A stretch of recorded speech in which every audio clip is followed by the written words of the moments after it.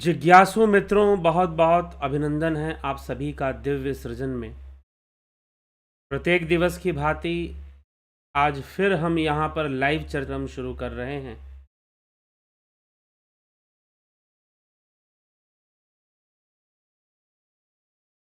और आज की इस लाइव चर्चा कैसे प्राप्त होती है, आज का विषय है योगी को परम गति कैसे प्राप्त होती है। आज हम इस विषय पर चर्चा करेंगे। तो इस विषय को हम कल जो विषय लिया गया कि योग भ्रष्ट योगी का पुनर्जन्म किस प्रकार होता है, कैसे होता है, इस विषय पर हमने गहन चर्चा कल की थी। और आज कि वही भ्रष्ट आरंभिक अवस्था में हर योग साधना करने वाला साधक भ्रष्ट होता है, तो इसमें चिंतित नहीं होना चाहिए, इसमें व्याकुल नहीं होना चाहिए, इसमें परेशान नहीं होना चाहिए।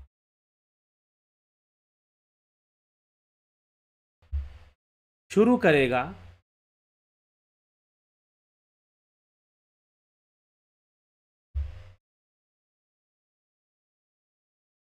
तो प्रारंभ में उसका विचलित होना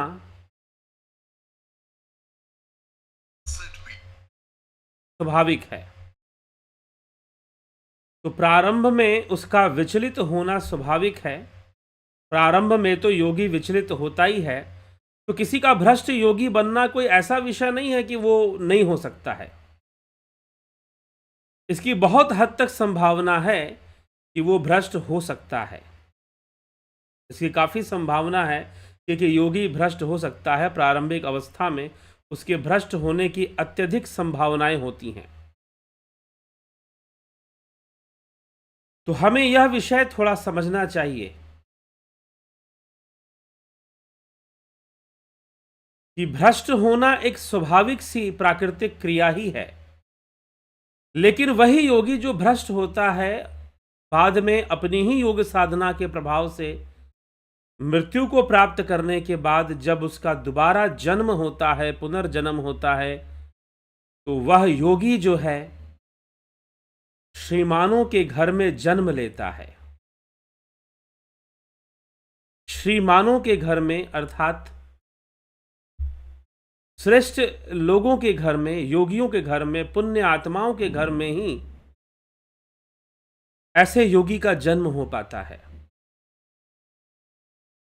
तो यह जन्म होना, योगी का इस प्रकार से जन्म होना श्रीमानों के घर में, पुण्य आत्माओं, लेकिन जल्दी ही इसका समाधान होगा।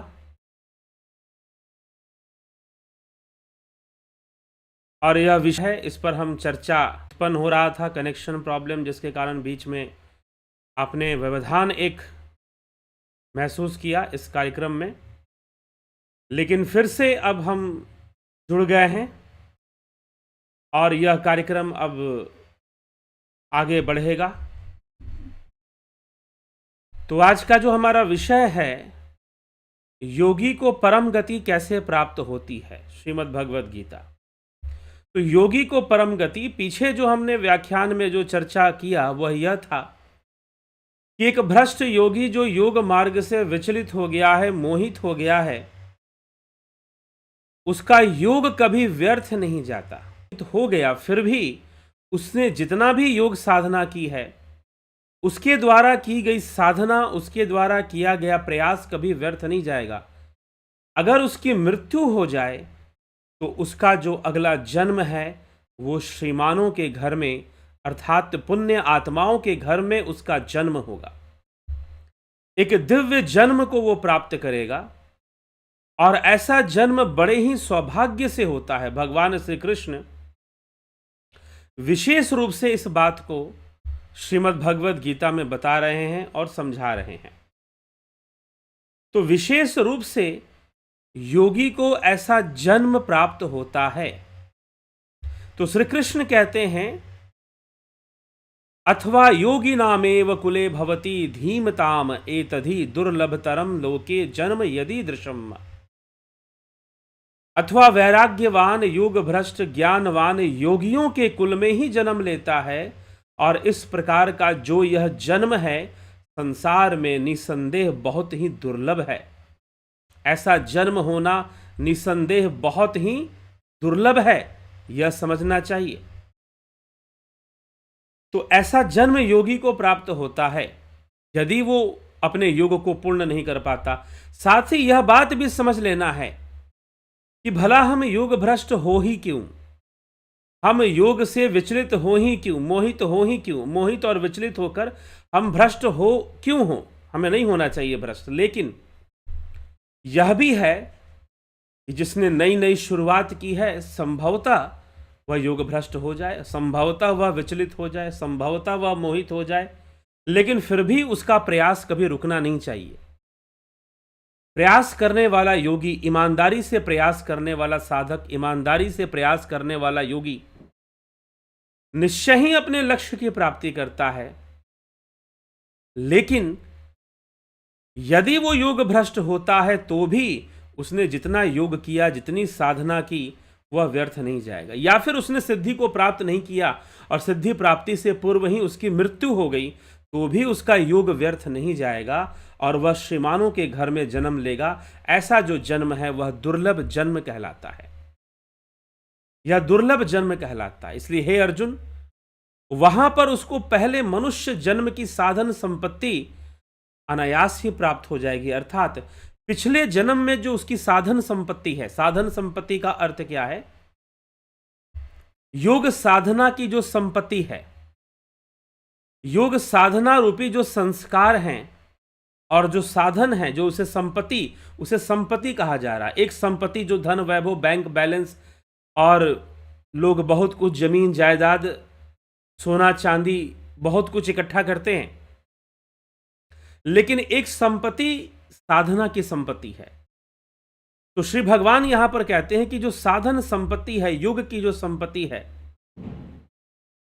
वो उससे जो बुद्धि संयोगम, हे कुरुनंदन, वहां पर उसको पहले मनुष्य जन्म की तत्र तम बुद्धि संयोगम लभते पार्वदेहिकम, पहले शरीर में, पिछले जन्म में जो उसकी जो बुद्धि संयोग है, योग में जो उसकी बुद्धि संयोग है, बुद्धि में जो संस्कार हैं कि उसने योग किया था, पिछले जन्मों में योग साधना की थी, वो उसके साथ ही आ जाएगा। यदि आपने कभी श्री श्यामाचरण लाहिड़ी महाशय की जीवनी पढ़ी हो, यदि आपने कभी श्यामाचरण श्री लाहिड़ी महाशय की जीवनी यदि आपने पढ़ी हो, तो आप निश्चय ही, उनके पिछले जन्मों की कथा भी बताई जाती है कि कैसे वो पिछले जन्मों में बहुत बड़े योगी थे, तपस्वी थे, फिर उन्होंने जन्म लिया योग के प्रचार के लिए, लोगों के कल्याण के लिए, उनका फिर से मनुष्य शरीर उन्होंने धारण किया।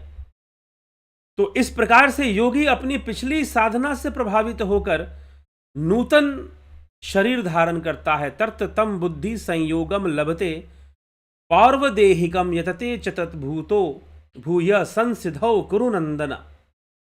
उसी बुद्धि संयोग से, उसी साधन संपत्ति को प्राप्त हो जाता है और उससे संसिधौ, साधन की सिद्धि के विषय में पुनः यत्न करता है, दोबारा यत्न करता है। तो पहले जन्म में उसने यत्न किया, थोड़ी सी साधन संपत्ति को एकत्र किया, और अगले जन्म में वो साधन संपत्ति जाएगी साथ में, वह बुद्धि संयोग जो योग का जो संस्कार बना है वो जाएगा और उसी संस्कार से प्रेरित होकर फिर साधना शुरू करेगा।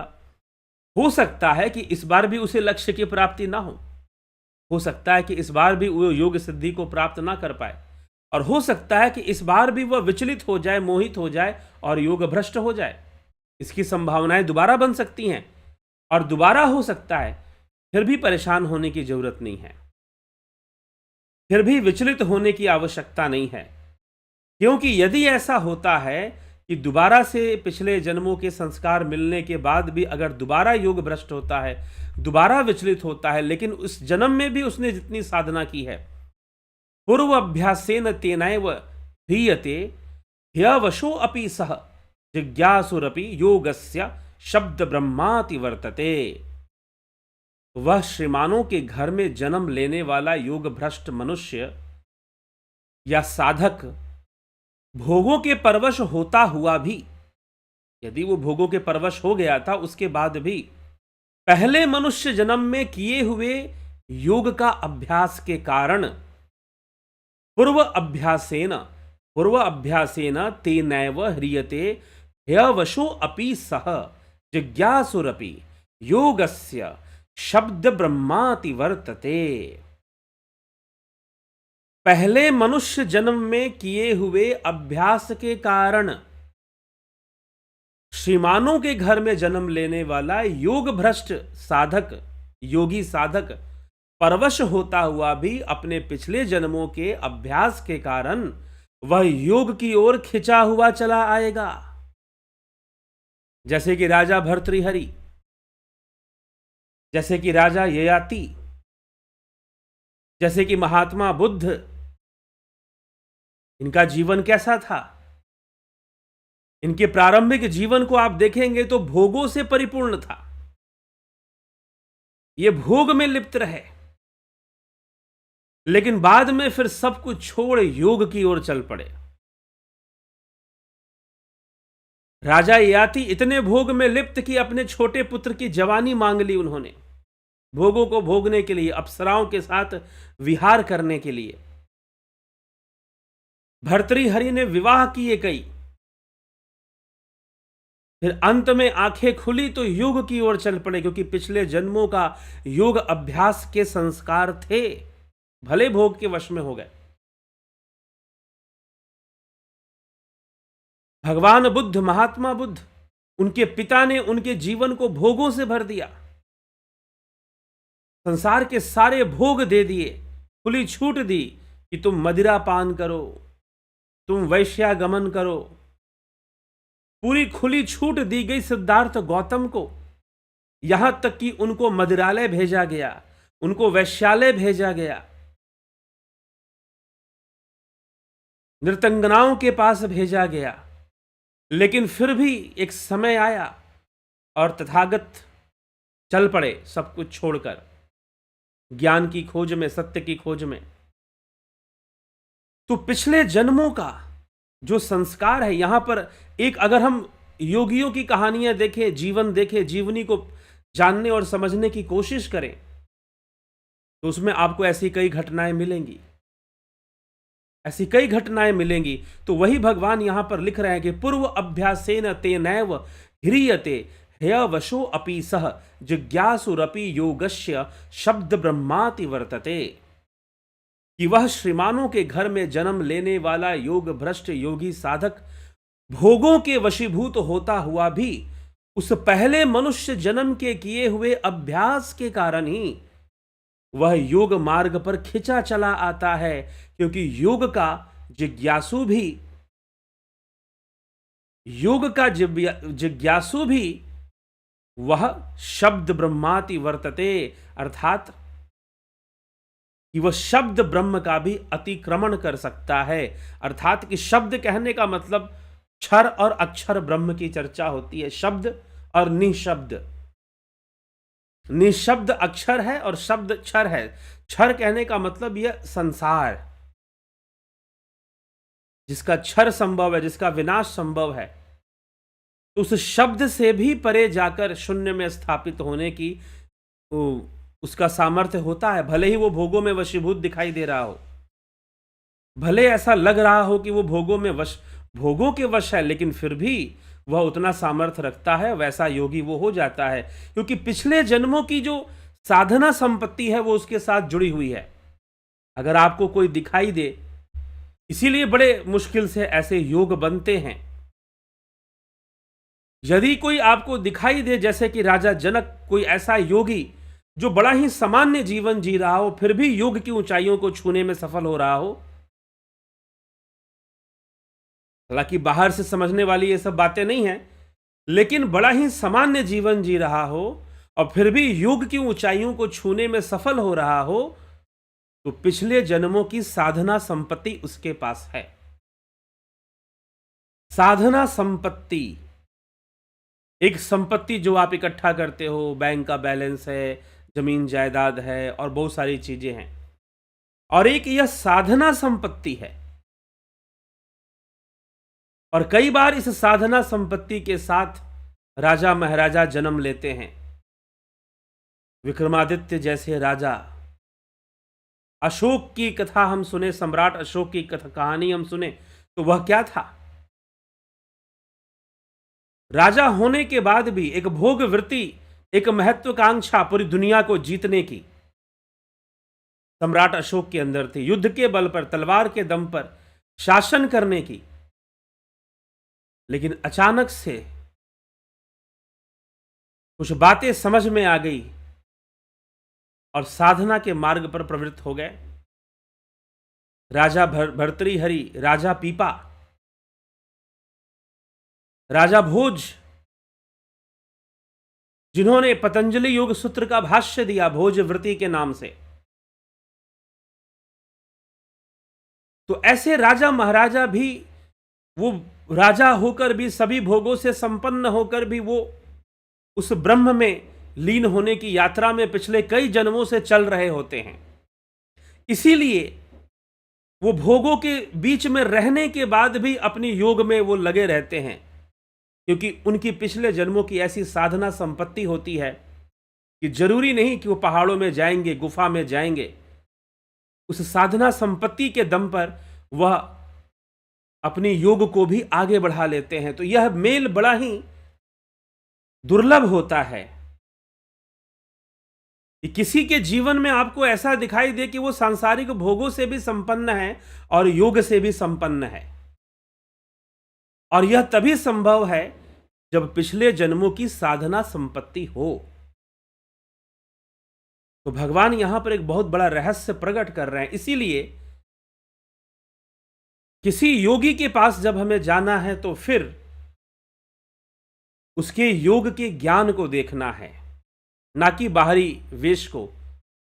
शुकदेव मुनि जब राजा जनक के पास पहली बार गए तो उनको संशय हो गया कि भला ये राजा मुझे क्या ज्ञान दे सकता है। लेकिन शुकदेव मुनि को फिर वहां से जब लौटकर अपने पिता के पास पहुंचे तो पिताश्री ने फिर समझाया कि तुझे अभी पता ही क्या है योग के विषय में, अध्यात्म के विषय में या तत्व ज्ञान के विषय में। जब तुम ज्ञान लेने गए थे तो तुम्हें शिष्य बनकर जाना चाहिए था, ज्ञान देने तो तुम गए नहीं थे। तो यह बड़ा ही दुर्लभ संजोग बनता है योगी के जीवन में, और भगवान श्री कृष्ण बड़े ही अच्छे ढंग से इस रहस्य को प्रस्तुत कर रहे हैं 44वें श्लोक में। तो हम 42वें श्लोक से हम देख रहे हैं, समझ रहे हैं इस बात को। और इसी तथ्य को समझाते हुए तो पहले भगवान ने कहा कि भाई देखो कि योगी जो भ्रष्ट भी हो गया है उसका भी जन्म श्रीमानों के घर में हो जाता है, और अगले जन्म में जब वो जन्म लेगा, 43वें श्लोक में भगवान कहते हैं कि जब वो श्रीमानों के घर में जन्म लेगा तो उसके पिछले जन्म की जो साधना संपत्ति है, जो बुद्धि संयोग है, वो उसे इस जन्म में प्राप्त हो जाएगा। और जब उसे वो इस जन्म में प्राप्त हो जाएगा तो अब जो है, अब क्या होगा फिर? पूर्व अभ्यासेन तेनैव ह्रियते है वशो अपि सह जिज्ञासुरपि योगस्य शब्द ब्रह्माति वर्तते। वह परवश अवशः, अवशः मतलब परवश होता हुआ, भोगों के वशीभूत दिखता हुआ भी पिछले जन्म की साधना संपत्ति होने के कारण, पिछले जन्म में पूर्व अभ्यासेन, पूर्व का जो अभ्यास है, पहले का जो अभ्यास है, वो साधना संपत्ति होने के कारण वह अपने आप योग की ओर खिंचा चला आएगा। चाहे उसने 3 विवाह किए हों भर्तृहरि, राजा भर्तृहरि की तरह, चाहे उसने भोगों में लिप्त दिखाई दे रहा हो राजा ययाति की तरह, एक समय आने पर वो अपने आप खिंचा हुआ चल पड़ेगा।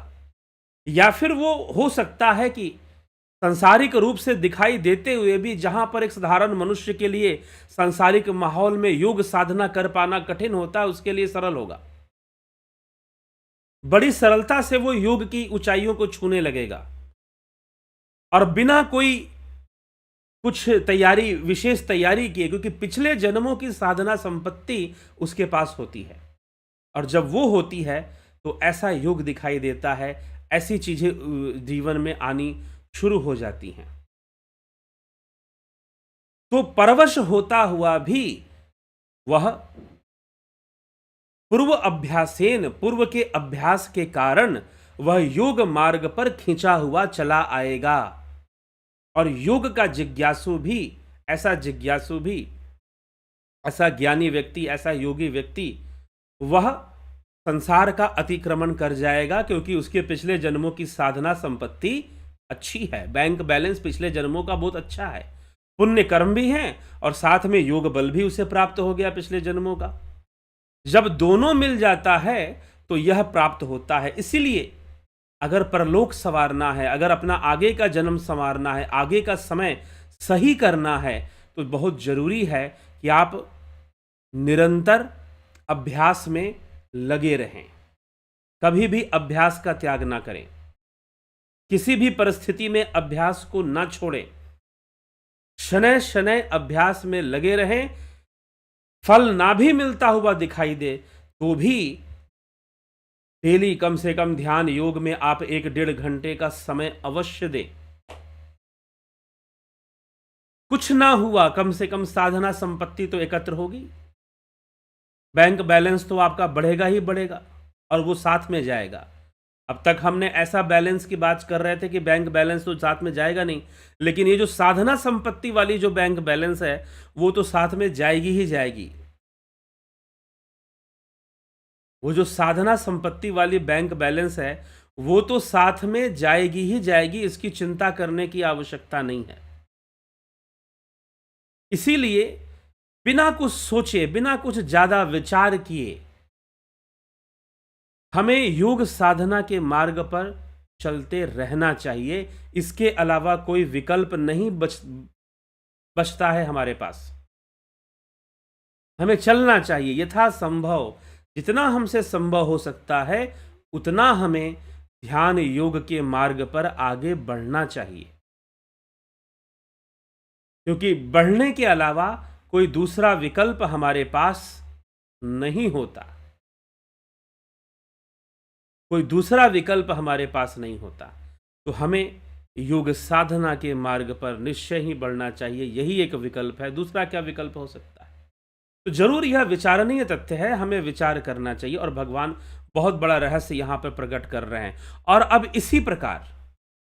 इसी प्रकार क्या होगा? प्रयत्न करते हुए, प्रयत्न आधतमानस्तु योग संशुद्ध किल्बिषः अनेक जन्म संसदस्ततो याति पराम गतिम। ये प्रयत्नात् संशुद्धा, प्रयत्नात् तो प्रयत्न करते हुए आगे बढ़ना चाहिए। तू योगी प्रयत्नात् यतमाना संशुद्धा किल्बिषः।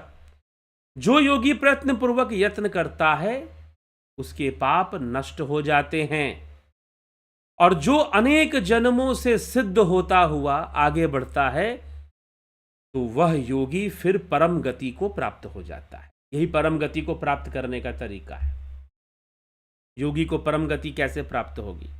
योगी को परम गति कब प्राप्त होगी, यह प्रश्न है ना। कितना समय लग जाएगा? कोई समय निश्चित नहीं है। आपकी साधना कैसी है उस पर निर्भर करता है। सबको वो रास्ता तय करना है, लेकिन अभ्यास कैसा है? अगर अभ्यास परिपक्व रूप से आगे बढ़ रहा है, चल रहा है, बस चलते जाइए। चरय व्यति। सिद्धि कब मिलेगी, मोक्ष कब मिलेगा? आप अपनी इच्छा शक्ति का पूर्ण प्रयास कीजिए, लगाइए अपनी इच्छा शक्ति और साधना कीजिए।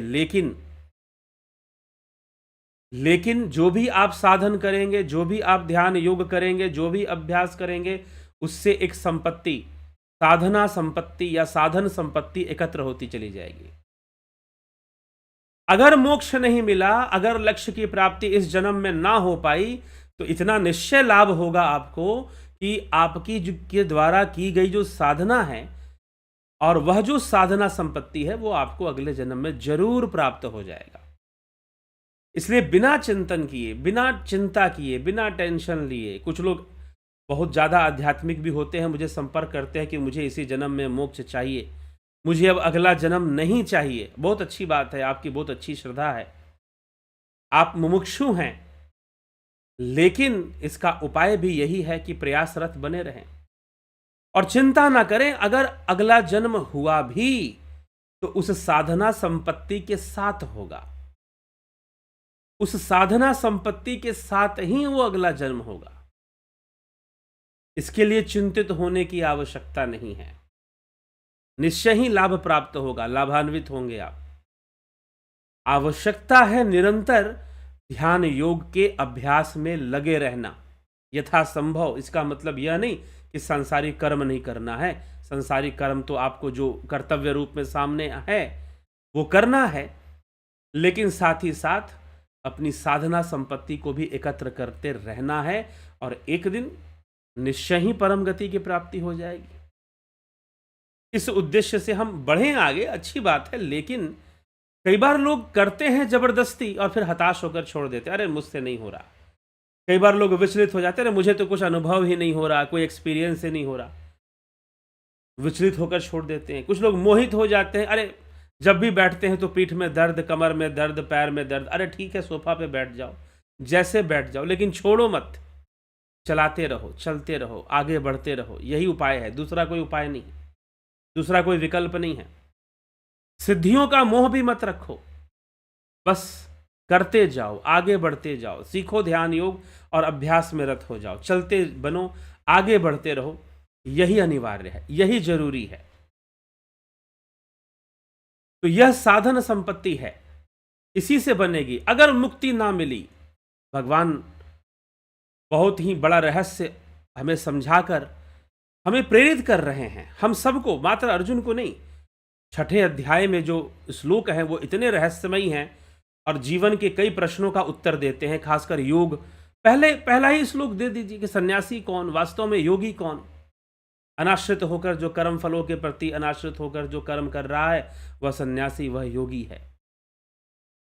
तो भगवान शुरू से ही रहस्यों का उद्घाटन कर रहे हैं और अंत में इस सभी साधकों को, यह कितना व्यक्तिगत है, कितना पर्सनल बात है, ये पर्सनल समस्याएं साधकों के साथ होती हैं। वो कई तरह के भ्रम में पड़ जाते हैं, कई तरीके से विचलित हो जाते हैं। कुछ लोग कई कारणों से विचलित हो जाते हैं,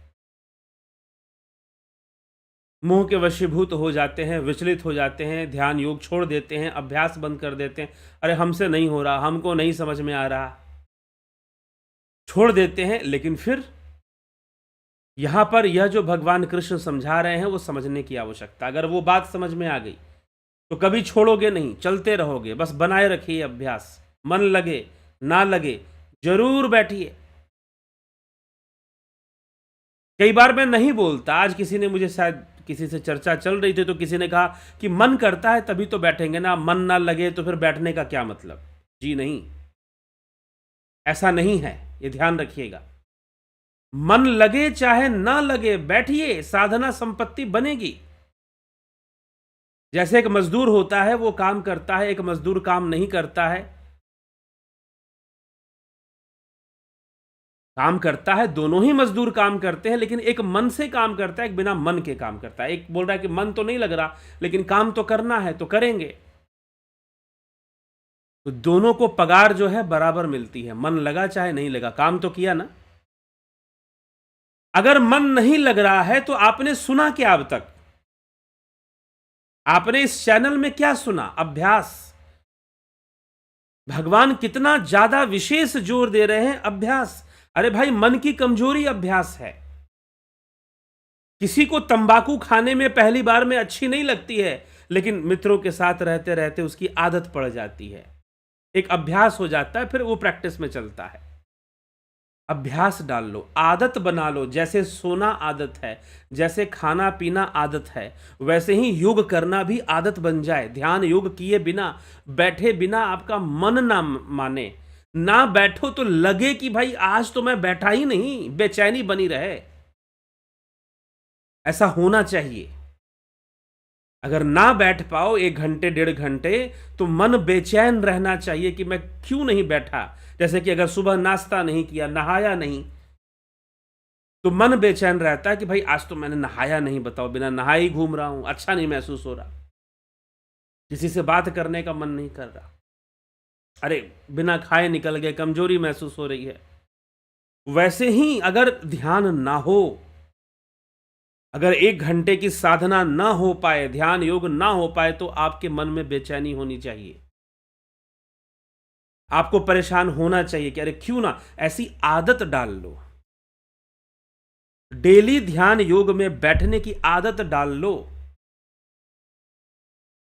किसी भी परिस्थिति में साधना संपत्ति तो बनेगी ही बनेगी, मन लगे चाहे मन ना लगे। ठीक है, तो यह विचारणीय है। अगर आप साधना संपत्ति को एकत्र करना चाहते हैं, यदि आप चाहते हैं कि साधना संपत्ति आपकी एकत्र हो, योग संपत्ति आपकी एकत्र हो, उसका बैलेंस बढ़े, उसका बैलेंस बने, तो ईमानदारी से साधना करने की आवश्यकता है, ईमानदारी से ध्यान योग करने की आवश्यकता है, अभ्यास करने की आवश्यकता है। यह बहाना नहीं चलेगा कि मन नहीं लगा तो फिर क्या बैठें, मन लगेगा तो बैठेंगे, ये बहाना नहीं चलेगा। अगर लाभ उठाना चाहते हैं, जितने भी लोगों ने ध्यान योग का कोर्स किया है वो इस बात को गांठ बांध ले, समझ ले इस बात को। अगर लाभ उठाना चाहे, या तो मानिए कि भगवान कृष्ण झूठ बोल रहे हैं, क्योंकि आजकल कुछ ऐसा भी लोग हैं, मुझे कुछ ऐसे भी लोग मिले जो बस वो शास्त्रों पर ध्यान ना देकर वो ध्यान देते कौन से बाबा जी ज्यादा प्रसिद्ध हैं। अरे भाई इतनी इनकी प्रसिद्धि है तो भाई इनका कुछ प्रभाव है। इन सब हो सकता है कि आज प्रसिद्धि है, बड़े बड़े प्रसिद्ध लोग, उनकी प्रतिष्ठा खत्म हो जाती है समय बीतने के बाद। बड़े बड़े प्रसिद्ध लोग, समय के साथ उनकी भी प्रतिष्ठा चली जाती है। एक समय पर लोग बहुत ध्यान देते थे, उन पर ध्यान देना धीरे धीरे बंद भी कर देते हैं। समय समय का खेल है। आप इन सब चक्करों में मत पड़िए, सूत्रों को पकड़िए, सूत्रों को पकड़िए। प्रकृति के सूत्र क्या हैं, प्रकृति के सिद्धांत कैसे काम कर रहे हैं, उसका ज्ञान होना अनिवार्य होता है। नहीं तो व्यर्थ भ्रमित होने के अलावा और कुछ मिलने वाला नहीं है। ठीक है, सबसे सीखिए, जानिए, लेकिन यह जो विषय है, साधना संपत्ति का जो विषय है, यह साधना संपत्ति का विषय समझने योग्य है। साधना संपत्ति को समझकर ही हमें चलना चाहिए कि साधना संपत्ति क्या चीज होती है। तो साधना संपत्ति जब एकत्र होगी तभी एकत्र होगी जब साधना करोगे, करोगे नहीं तो कहां से एकत्र होगी। 50 तरह के बहाने बनाओगे तो कहां से साधना संपत्ति एकत्र होगी। तो ध्यान योग मन लगे चाहे मन ना लगे, आप नियम बनाओ कि आपको बैठना है, बैठना है, हमें कैसे भी बैठना, हमें कैसे भी करना है। संकल्पवान बनो इस मामले में। और जब अभ्यास अच्छा होगा तो कुछ मिले चाहे ना मिले, मुक्ति हो चाहे ना हो, मोक्ष हो चाहे ना हो, कैवल्य की प्राप्ति हो चाहे ना हो, परमानंद मिले चाहे ना मिले, साधना के संस्कार तो बनेंगे, साधना संपत्ति तो जरूर एकत्र होगी, इसमें कोई संशय नहीं है, इसमें तनिक भी संशय नहीं है। तो और जब ये एकत्र होगी, हो सकता है कि दोबारा जन्म हो और उस जन्म में भी ना पूरी हो, लेकिन फिर भी संपत्ति बनेगी। और एक समय ऐसा जरूर आएगा कि इसी प्रकार योगी परम गति को अवश्य प्राप्त होगा, परम गति को अवश्य प्राप्त होगा। तो इस मार्ग पर चलने के अलावा कोई दूसरा विकल्प नहीं होता है, कोई विकल्प नहीं होता, चलना ही एकमात्र विकल्प है। ठीक, कोई गुरु जी चुटकी बजाकर मोक्ष दे देंगे या वो कर देंगे, नहीं। आप चलोगे तभी कोई आपकी सहायता कर पाएगा, नहीं चलोगे तो कौन सहायता कर पाएगा। तो साधना संपत्ति के रहस्य को समझिए, और साधना संपत्ति जब प्रचुर मात्रा में एकत्र हो जाएगी तो निश्चय ही योगी ज्यादा देर तक इस माया के बंधन में नहीं रहेगा, सारे बंधन को तोड़ेगा अपनी इच्छा से और फिर मुक्त हो जाएगा, मोक्ष को प्राप्त कर लेगा। यह उसकी इच्छा होगी कि भाई इस संसार में जन्म मरण का खेल बहुत देख लिया, बहुत आहार निद्रा भय मैथुन कर लिया, बार बार जन्म लेना है और आहार निद्रा भय मैथुन इसी में लिप्त रहना है, कर लिया हमने, बहुत सारा कर लिया, अब बस निकलना है, कुछ रखा नहीं है। चारों तरफ दुनिया में, संसार में जीव इन्हीं सब व्यापार में लिप्त है। इस व्यापार से मुक्त होना है, बंधन से मुक्त होना है। योगी इस बंधन से मुक्त हो जाया करता है, मुक्ति को प्राप्त कर लिया करता है। तो यही रहस्य भगवान श्री कृष्ण यहाँ पर समझाने में यहाँ लगे हुए हैं, और हमें इस विषय को निश्चय ही गंभीरता से समझना चाहिए, तभी हम आगे बढ़ पाएंगे ध्यान योग के मार्ग पर। और जिन लोगों ने भी ध्यान योग कोर्स कर लिया है, जो कर रहे हैं, वो भी इन सब बातों को बहुत ध्यान से समझें और निश्चय ही आगे बढ़ते रहें, कभी साधना मार्ग का त्याग न करें। ठीक है, चलिए, तो यही विषय आज का साधना संपत्ति का ये रहस्य हमने समझा, और योगी को परम गति कैसे प्राप्त होती है, इस विषय पर हमने चर्चा की। तो आगे हम आपके कुछ कमेंट्स, क्योंकि बीच में डिस्कनेक्शन हो गया था, तो बहुत सारे लोगों का कमेंट्स तो अभी आया ही नहीं है, शायद आपने किया होगा, लेकिन चैट डिसेबल हो गया था। फिर भी जो लोग मुझे दिखाई दे रहे हैं, मैं उनको जरूर चर्चा में लूँगा। ए.के. त्यागी जी, नवज्योति नाथ जी, शंकर प्रसाद जी, शिखर शर्मा जी, बबीता धीमान जी, रतन सिंह जी, योगेश खैरनर, संतोष कुमार, श्वेता राय सिन्हा जी, बहुत अभिनंदन है आपका। अवनी प्रधान जी, गोविंद प्रसाद नीमा जी, सविता नायक जी, अवधेश कुमार जी, राम विलास जी, बहुत अभिनंदन है आप सभी का। नथु सिंह जी, अमित शर्मा जी, क्या मोक्ष के बाद भी व्यक्ति का अस्तित्व रहता है, यानी कि व्यक्ति का अभिव्यक्ति रहती है? जी नहीं रह सकती अमित शर्मा जी, नहीं रह सकती है, फिर मोक्ष का कोई मतलब नहीं है। और जिसको अपनी अभिव्यक्ति बनाकर रखने की इच्छा है, उसका कभी मोक्ष नहीं होता, चाहे कितनी भी साधना कर ले, ये भी ध्यान रखिएगा। जिसकी आसक्ति अभी अहंकार में है, व्यक्तित्व में आसक्ति होना मतलब अहंकार में आसक्ति होना, जो अपने आप को अहंकार संपन्न बनाकर रखना चाहता है, उसके लिए मोक्ष है ही नहीं, उसके लिए मोक्ष नहीं होता। इसीलिए तो मैंने कहा अभी बोलते हुए कि अपनी इच्छा से मोक्ष होता है। इसीलिए तो बार बार कहा जाता है कि भाई तुम ही अपना कल्याण कर पाओगे, क्योंकि जब तक तुम्हारे अंदर मोक्ष की सही इच्छा नहीं होगी, तब तक तो संभव नहीं है। तो वहां पर व्यक्ति और व्यक्तित्व का कोई मतलब नहीं है, क्योंकि व्यक्ति रहेगा तो अहंकार रहेगा, अविद्या रहेगी, और अहंकार और अविद्या रहेंगे तो राग और द्वेष होगा, अभिनिवेश होगा। राग द्वेष अभिनिवेश रहेगा तो लोभ मोह काम क्रोध रहेगा, ये सारी चीजें रहेंगी। फिर भोग भी रहेगा, फिर रोग भी रहेगा, बीमारियां भी रहेंगी, संसार का सारा व्यापार फिर रहेगा ही रहेगा।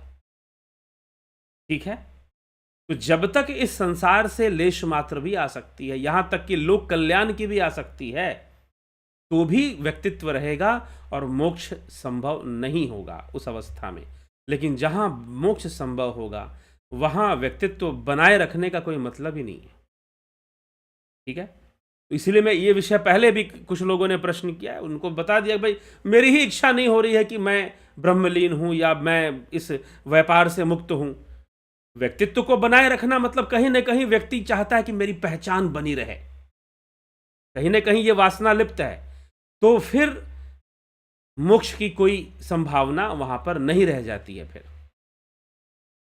ठीक है, तो यह हमें समझना होगा, तभी जाकर कोई लाभ है। तो इसीलिए यह तभी है, जब तक बातों और तर्कों में लिप्त रहेंगे तब तक कहां से कुछ समझ में आने वाला है या होने वाला है। जब तक नैसर्गिक इच्छा नहीं होगी तब तक दिक्कतें हैं। सतीश कुमार जी, राम निवास मीना जी, विनोद के सूद जी, फनी वीडियोस, रूपलाल विश्वकर्मा जी, कन्हाई कुमार जी, रामविलास जी, बहुत बहुत अभिनंदन है आप सभी का। आगे के कमेंट्स, चैट डिसेबल होने के कारण शायद बीच में डिस्कनेक्शन हुआ था आज, तो चैट डिसेबल होने के कारण आगे के जो कमेंट्स हैं वो मुझे प्राप्त नहीं हैं।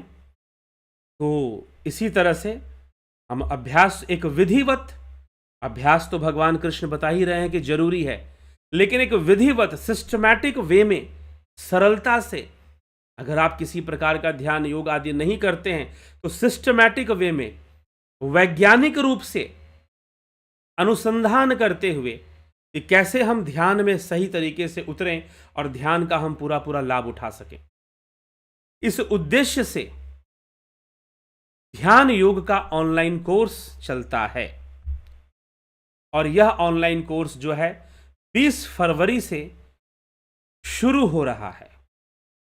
यह जो ऑनलाइन कोर्स है वह 20 फरवरी से शुरू हो रहा है। आप इसको ज्वाइन कर सकते हैं, इसकी ज्वाइनिंग शुरू हो चुकी है। और अगर आप इसे ज्वाइन करना चाहते हैं तो आप 9661802459 पर आप संपर्क करेंगे। ठीक है, इस नंबर पर आप संपर्क करेंगे, व्हाट्सएप मैसेज कर दीजिए और व्हाट्सएप मैसेज कर कर आप संपर्क कर लीजिए। पता कर लीजिए कि यह कोर्स कैसे आगे बढ़ेगा, इस कोर्स को कैसे ज्वाइन करना है। ठीक है, पता कर सकते हैं और ज्वाइन कर कर इसका लाभ उठा सकते हैं। सिस्टमैटिक वे में ध्यान योग की पद्धति, कैसे हमें उस गहरे ध्यान में उतरना है, शून्य की अवस्था में उतरना है और अपने जीवन को कैसे संयमित करना है, संतुलित करना है ध्यान योग के माध्यम से, ये सारा विषय इसमें होगा। और कई दिव्य अनुभूतियां, जब हम दिव्यता से जुड़ जाते हैं तो कई दिव्य अनुभूतियों से जुड़ जाते हैं। दिव्य मतलब इंद्रियों के परे होने वाली कई अनुभूतियों से हम जुड़ जाते हैं जब हम ध्यान योग करते हैं। जब हम ध्यान योग करते हैं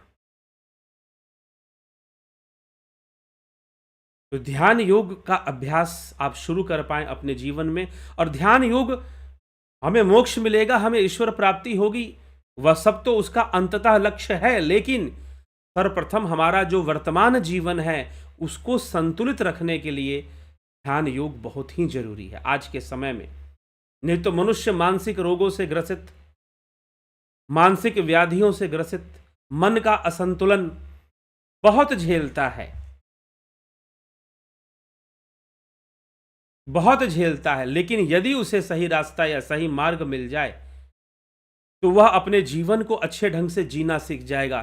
तो ध्यान योग सर्वप्रथम तो हमें अच्छे ढंग से जीवन को जीने में सहायक है। एक एकाग्रता का विकास हो जाता है, एक गंभीरता का विकास हो जाता है, एक परिपक्व विचारधारा और एक मन की परिपक्वता विकसित हो जाती है, जिससे कि हमें संसार के कर्मों में या संसार के कार्यों में भी बहुत सहायता प्राप्त होती है। हार्मोनल बैलेंस भी बनता है ध्यान योग से। तो हमें इन सब बातों को समझकर एक बेहतर जीवन जीने के लिए भी ध्यान योग का बहुत महत्व है। और वर्तमान समय में जैसे मानसिक रोगों की वृद्धि हो रही है उसमें और भी अधिक महत्व है। इसलिए जरूर इसका लाभ उठाएं ध्यान योग के ऑनलाइन कोर्स का। और इसी के साथ साथ में प्राकृतिक चिकित्सा का भी कोर्स चलता है, यह भी ऑनलाइन ही चलता है। प्राकृतिक चिकित्सा बिना दवा के, बिना औषधियों का प्रयोग किए, प्राकृतिक क्रियाओं को समझते हुए, प्राकृतिक नियमों को समझते हुए हम कुछ ऐसी क्रियाओं को करते हैं जिससे कि हमारा शरीर स्वस्थ हो और शरीर के विकार दूर हो, जो विजातीय द्रव्य हैं, जो फॉरेन एलिमेंट्स हैं, जो टॉक्सिक एलिमेंट्स हैं, वो दूर हो, उसके लिए अभ्यास किया जाता है। ठीक है, तो निश्चय ही आप इन सभी कोर्सेज का लाभ उठा सकते हैं और अपने जीवन को बेहतर बना सकते हैं। ये चैनल इसीलिए चलाया जाता है जिससे कि लोगों का जीवन बेहतर हो, बेहतर जीवन वो जी सकें। तो चलिए इसी के साथ हम विराम देंगे आज। और भी कुछ नए कोर्स भी इंट्रोड्यूस होने वाले हैं बहुत जल्द। हम बहुत सारे लोग जो विदेश से हैं, अमेरिका से हैं, कनाडा से हैं, ऑस्ट्रेलिया से हैं, इंग्लैंड से हैं, जर्मनी से हैं, यूरोप से हैं, जहाँ से भी आप हैं, जो बाहर के लोग हैं, मतलब भारतीय परिवेश में अपना जीवन व्यतीत नहीं कर रहे हैं और उनकी जो संतानें हैं, उनके जो बच्चे हैं, वो भी भारतीय परिवेश में, उनका जन्म भी नहीं हुआ है, वो वहीं पर बढ़ रहे हैं, बड़े हो गए हैं, युवा अवस्था को प्रवेश कर गए हैं, लेकिन वह सनातन धर्म को अच्छे से नहीं जानते हैं, या भारतीय दर्शन को या सनातन धर्म कैसे बाकी रिलीजियस सेक्ट से डिफरेंट है, सनातन धर्म कैसे बाकी रिलीजन से अलग है, और सनातन धर्म की मुख्य विशेषताएं क्या है, बेसिक टीचिंग्स क्या हैं, जो नहीं जानते हैं। उनके माता पिता चाहते हैं कि हमारे जो बच्चे हैं वो भी सनातन धर्म के बारे में जाने, और उनको, क्योंकि वो विदेश के माहौल में रह गए, वो अमेरिका के संस्कारों में पले बढ़े, विदेशी संस्कारों में आगे बढ़े, तो उनको पूरी तरह से, चलो एक होता है जो भारतीय परिवेश में रह रहा है, उनको कुछ बातें बताना समझाना एक अलग विषय होगा, लेकिन ऐसे युवाओं के लिए, ऐसे टीनेजर्स के लिए और यूथ के लिए हम जल्दी ही एक कोर्स लॉन्च करने वाले हैं, जिनका पालन पोषण विदेशों में हुआ है, अमेरिका में वो रह गए या फिर इंग्लैंड में रह गए, और वो पूरी तरह से भारतीय संस्कृति या भारतीय या सनातन धर्म की जो थॉट्स हैं, जो विचार हैं, उससे बिल्कुल डिस्कनेक्टेड हैं। उनके लिए एक बहुत ही जल्दी हम कोर्स लॉन्च करने वाले हैं। वो कोर्स जल्दी ही हम लाएंगे और उस पर भी कार्य चल रहा है, तो वो भी आपको प्राप्त होगा। लेकिन यह कोर्स विशेष रूप से जो हम कहते हैं एनआरआईज, जिनको हम कहते हैं, एनआरआई शब्द यूज होता है इसलिए मैं कह रहा हूं, लेकिन कोई, मुझे यह शब्द बहुत अच्छा नहीं लगता एनआरआई वगैरह। जो भी अपने ऐसे भारतीय और हिंदू समाज के, या फिर कोई भी भारतीय ना भी हो, कोई विदेशी मूल का ही हो, बिल्कुल, और वो सनातन धर्म को अगर समझना चाहता है, बिल्कुल नया है वो, उसको कोई इंट्रोडक्शन नहीं है सनातन धर्म का, या बहुत ही इंट्रोडक्शन है तो नेगेटिव इंट्रोडक्शन है शायद, या बहुत ही माइनर, बहुत छोटा सा इंट्रोडक्शन है कि हाँ भाई चलो थोड़ा सा दिया जला लिया, पूजा कर लिया, थोड़ा मंत्र पढ़ लिया, दिस इज द सनातन धर्म, कुछ ऐसा इंट्रोडक्शन है। या कुछ ये सिनेमा वाले जो धर्म को जिस तरह से प्रस्तुत करते हैं, सनातन धर्म को, हिंदू धर्म को, ये सिनेमा बॉलीवुड वाले जिस तरह से प्रेजेंट करते हैं, वहां से लोग, कुछ लोग परिभाषित करते हैं सनातन धर्म को, तो बड़ा ही गड़बड़ हो जाएगा, बड़ी ही दिक्कत हो जाएगी फिर। तो एक मिसकंसेप्शन जाता है, बहुत बड़ा मिसकंसेप्शन है। जैसे कि फ्रांस के एक मैगजीन ने पीछे छापा था, जब कोरोना से बहुत सारे लोग 2021 में मर रहे थे, तो मैगजीन ने छापा था कि 33 crore gods but no one is saving Hindus, कि हिंदुओं की कोई रक्षा नहीं कर रहा, 33 करोड़ इनके देवी देवता हैं, फिर भी कोई इनकी रक्षा करने नहीं आ रहा। What is this? यह क्या है? कितना आयरनिकल है। क्यों? क्योंकि उनको पता ही नहीं कि धर्म क्या है, देवता किसे कहते हैं, ये दे डू नॉट नो कि देवता किसे कहा जाता है, देवता की अवधारणा क्या है हमारे शास्त्रों में। दुर्भाग्य की बात है कि बहुत सारे हिंदू समाज में जो हिंदू बनकर भारत में रह रहे, उनको नहीं पता, तो आप उनको तो छोड़ ही दीजिए। ठीक है, तो चलिए, एक ऐसा प्रयास है, एक ऐसा कोर्स हम जरूर लॉन्च कर रहे हैं। जल्द ही आपको इसके लॉन्चिंग और इसके ज्वाइनिंग की सूचना मिलेगी कि कैसे हमें ज्वाइन करना है इस कोर्स को। लेकिन उस कोर्स को ज्वाइन करने के लिए एक नियम होगा कि आप भारत के नागरिक नहीं होंगे, सिटीजनशिप आपके पास इंडिया की नहीं होगी, तभी आपको वह कोर्स दिया जाएगा, या आपको प्रूव करना पड़ेगा कि भाई आप सनातन धर्म को नहीं समझते हैं। हाँ, अगर आप भारतीय हैं तो दूसरे बहुत सारे कोर्स हैं, फिलॉसफी कोर्स चल रहा है, दर्शन कोर्स चल रहा है, आप ज्वाइन कीजिए। ठीक है, बाहर से भी कई लोगों ने ज्वाइन किया है इस कोर्स को, फिलॉसफी कोर्स को, अमेरिका से भी लोगों ने ज्वाइन किया, ऑस्ट्रेलिया से भी लोगों ने ज्वाइन किया है, तो वो आप ज्वाइन कीजिए। लेकिन जो एक और कोर्स जो हम लॉन्च कर रहे हैं, विशेष रूप से उन बच्चों के लिए, उन युवाओं के लिए जो कि वैसे संस्कार में पले बड़े हैं और बिल्कुल डिस्कनेक्टेड हैं सनातन धर्म से, तो उनके लिए हम जो है ऐसे कोर्स के लॉन्च करेंगे। तो विशेष रूप से वो कोर्स होगा और उसकी भाषा शैली भी निश्चय ही इंग्लिश होगी, अंग्रेजी में होगी, फिर उसमें चलेगा। तो उस कोर्स की भी जैसे लॉन्च होता है, तो यदि आप अमेरिका में रहते हैं तो आप ऐसे युवाओं को उस कोर्स से जोड़ने का प्रयास कीजिएगा। तो चलिए, इसी के साथ मैं विचारों को विराम दूंगा और कल फिर मिलते हैं 9 PM लाइव चर्चा में। बहुत बहुत आभार आप सभी का। ओम तत्सत।